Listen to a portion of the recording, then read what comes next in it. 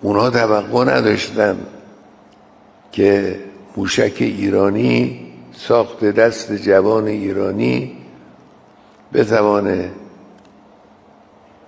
با شعله های خودش، با آتش خودش، اعماق برخی از مراکز حساس تحقیقاتی اونا رو تبدیل و خاکستر کنه. توقعی نداشتن و این اتفاق افتاد.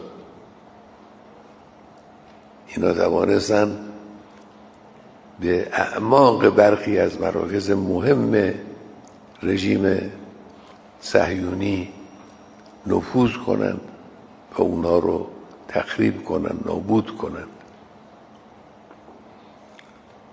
این موشک رو جوانهای ایرانی ساختن. این رو ما از جایی نخریدیم، این رو ما از جایی کرایه نکردیم.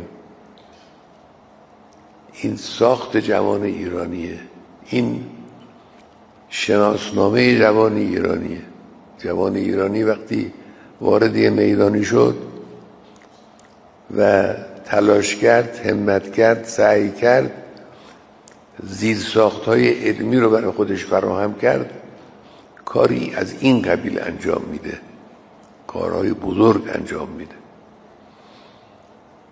این موشک‌ها رو نیروهای مسلح و صنایع نظامی ما آماده داشتن، استفاده کردن، به کار بردن، بازم دارن، لازم باشه در وقت دیگر هم ازش استفاده میکنن.